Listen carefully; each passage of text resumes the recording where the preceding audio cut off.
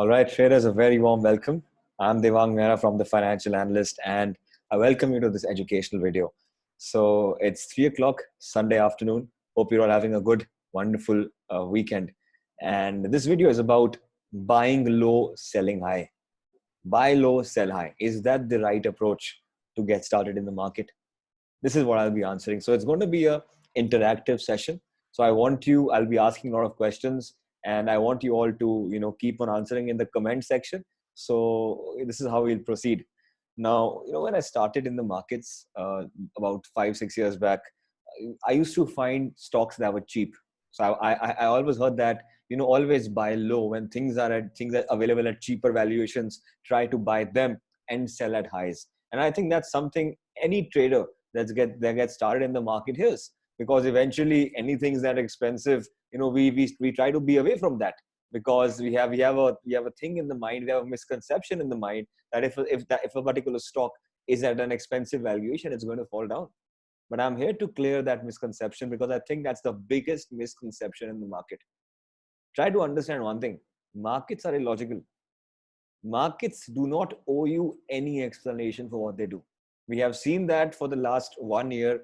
If you are in my YouTube journey, you have already seen that with me.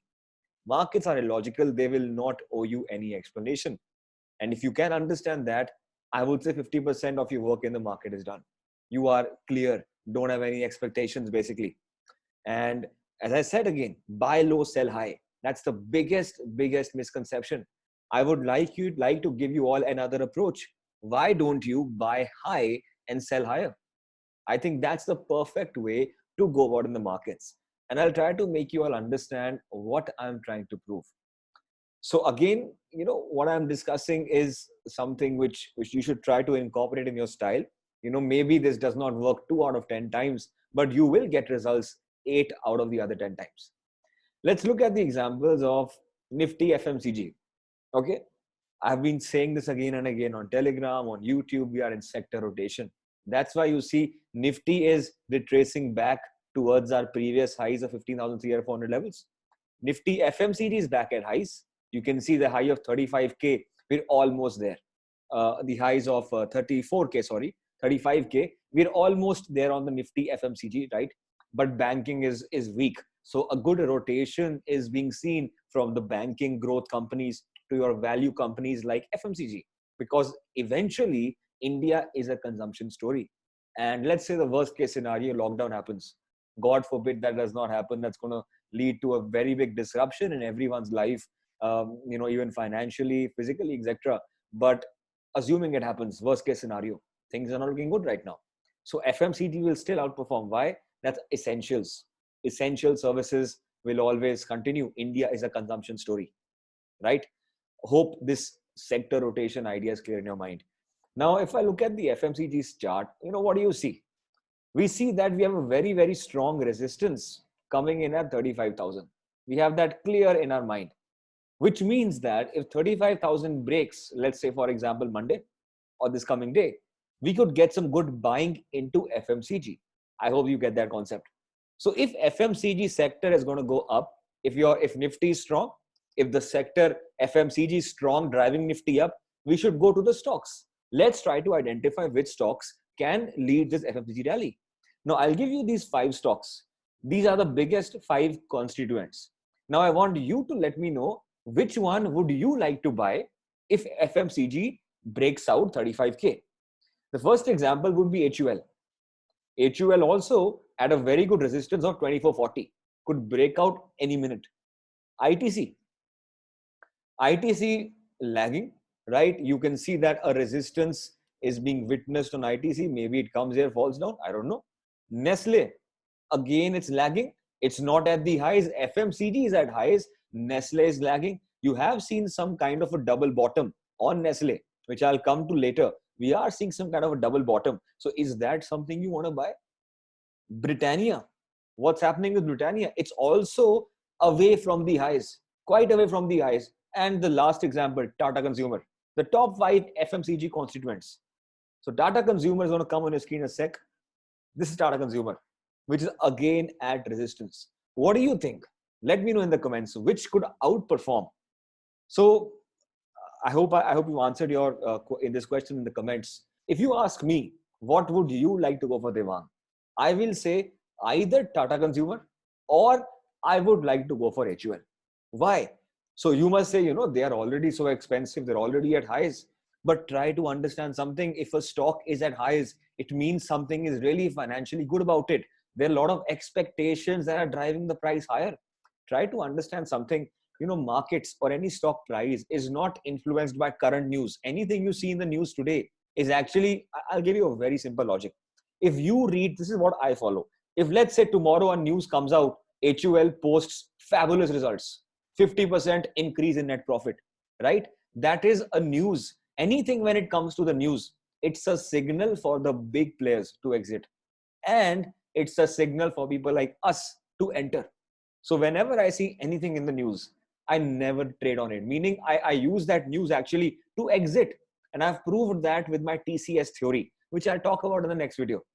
So HUL right now at premium valuations, at the resistance, could break out any minute. So if FMCG breaks out, HUL has to perform. So rather than buying ITC, which is trading lower, which is at discounts, we should try to find opportunities in HUL and Tata Consumer because they're about to break out, which means that something is happening good financially in the company. Maybe some upgrades have happened by the brokers. Something has happened. Whereas the other companies like ITC, not looking so good. Forget the charts for a minute, guys. Charts are nothing but their expectations, what people are forecasting for the future, for what can happen in the company in the forthcoming time, right? And this is telling you that, things are not looking so good. And ITC historically also trades between 300 and 200 levels only. It doesn't really outperform. So rather than buying something cheap in expectation that it will go higher, try to buy something already costlier, because something which is high will go higher. Something which is cheap will always remain cheap. Something which is a laggard will always remain a laggard. I hope you understood that concept. So I don't have anything against these companies. I'm just trying to prove a point that try to have a bigger picture, try to have a big heart. If something is expensive, it's basically something is driving that. Some emotion, some expectation are driving that. So maybe some big announcements are expected in the future. I'll give one more example and we can test it out in the coming days. I'll do a test kind of a video. Let's say Nifty Metals, right? Nifty Metals. This is a very, very easy example. Nifty Metals has just given a great breakout. Means this sector is at highs. Does it mean you avoid it? Because if you avoid it, you are missing the majority of the rally in India. And if you all remember, if you were on our Telegram a month ago, we already gave you a trade to go long on JSW Steel around 420. I hope people have taken that. I hope people have benefited. And we told you go long on equity. And right now we've already clocked in 100 rupees gain in JSW Steel. Why? If things are high, they continue to go higher. See this, JSW Steel, it does not want to go cheap. If something is high, it keeps on going higher. Buy low, buy high, sell higher. Do not look for buy low and sell high. What majority of people do is they wait for a trend line to break and then there's selling coming in. Then they want to buy somewhere over here. But over here, if the market is coming to these levels, that means it doesn't mean it's a good opportunity to buy, but it actually means something is wrong with the stock. Maybe the going concern, okay, not to this company, but companies like Yes Bank trading at such cheap valuations. The going concern was under consideration. Something is stressed financially about the bank. That's why it's trading cheap. So anything which is trading cheap should be interpreted as things not looking good for that company. So right now you can see. So do you buy JSW right now? No. So in the buy high, sell higher setup, try to find some kind of a low. What do I mean by that? Try to find some kind of a dip in this and then try to go buy it.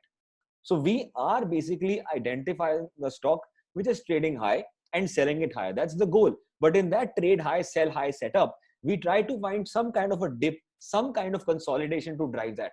So if I show you the example of metals, metals has just broken out. So you could go for Tata Steel. Absolutely brilliant valuations are I know it's a little bit higher, but brokers are extremely bullish. And that is, I think, what Rakesh Jhunjhunwala ji also said a couple of days back in his interview. He said, try to go long on metals, try to go long on commodities, try to go long on privatized PSU banks, PSUs, try to go long on companies which are getting privatized. I think that's the new in now. We are seeing some kind of rotation coming in back into this sector. So now let me know in the comments. So metals has broken out. Would you like to trade Tata Steel? Would you like to trade Hindalco? Just give me a second. The screen has hung for, yeah. So would you like to trade Hindalco? The chart will open any second on the screen. This is a chart of Hindalco. Would you like to trade Hindalco? Would you like to trade JSW Steel, or would you like to trade Coal India? I've given you 4 examples, and I'm telling you for a fact there will be people who say Coal India. Why? Because metal sector looking very strong. Coal India not yet outperformed. What does that mean? Means it's some kind of pressure remains. It's a dividend stock. Does not give you too much growth. Just wants to give you dividend kind of returns. Right? I hope you understand. Also, this is where Dow theory rule number 4 comes in. The index must confirm with each other. So I have done an adaptation to that, meaning Nifty metal at highs. If I compare the index with you, Nifty metal, look what I'm trying to do. I'm trying to prove a point, and I hope you make sense of it. If you do, let me know in the comments. Okay, this is the chart of Nifty metal, the yellow colored line. Nifty metal trading at highs. It's doing so well. Whereas Coal India at lows of 2021. So if the sector is doing good, but the stock is not able to perform, that's called divergence. Something wrong with the company. Something stressed about in the company. Something is bothering the company. So try to avoid these stocks. Don't buy low in anticipation you will make money out of it, because you haven't. You have tried to buy low this company ever since COVID. Have you made return? Let me show you the chart of Coal India. Have you made return from COVID lows in this company? Because it was a 120 low on COVID. It's currently at 132. Only 10% return clocked in. So some people might say you could have made good healthy returns if you sold it over here. Yes, you could have. Time value of money comes in. If you wanted to hold a company for 1 year, you could have been very well with HUL. You could have done very well with the banks. You could have done very well with the IT companies, FMCG companies, and the other metals like JSW Steel. If you look at JSW Steel chart, you'll see the performance given from COVID lows. It's already gone 3 times. So you would have made money. I'm not saying you wouldn't have, but time value of money counts. Your time is limited. Use it wisely. Spend it wisely. I hope my point that I want to bring forward today in this short video is clear. So now the question is, how do you know stocks are strong? I would say the easiest way, I don't want to complicate things for the people who are new. The easiest way is put a 200 moving average. This is the green line. So 200 moving average is a long-term support or a resistance. So as a rule of thumb, you can say that if a price is sustaining above 200 MA, it's doing good. It's doing good. So you could go with that companies and buy high, sell higher. You could do that. But any company which is below 200 MA is weak. So right now, Coal India is just at 200 MA, right? So which shows that there is not so much strength. It could bounce off from here, but shows lack of strength. I hope my point is clear. Right now, a lot of companies are already above 200 MAs because of the huge rallies that we have seen. But I hope you get my point that I'm trying to make. Yes Bank is one example that you can take. So a lot of people say that you recommended Yes Bank. We are not in loss. So we are still below 200 MA. Means something is wrong with the company. Is it going to be a turnaround story? Let me ask you something. A lot of people tell me, let's go buy Yes Bank. It's fine with me. You hold it for 5 years. That's your risk. It's fine with me because we are also holding Yes Bank for targets of 80. But the question is, if you deploy everything in your capital into Yes Bank, your time is going to go wasted because Yes Bank hasn't done anything for the last 1 year. It's done absolutely nothing. It's only given you negative returns. So yes, ask yourself, let's try to buy cheap and try to see that company become a multi-bagger. Fine. But let me ask you something. Out of those 100 cheap stocks, what is the percentage of the companies which are a great turnaround story that you've seen in the newspapers? What a turnaround story. 5%, 2%, 3%, not 80%, right? So Yes Bank could be one of those 5%, could be a multi-bagger.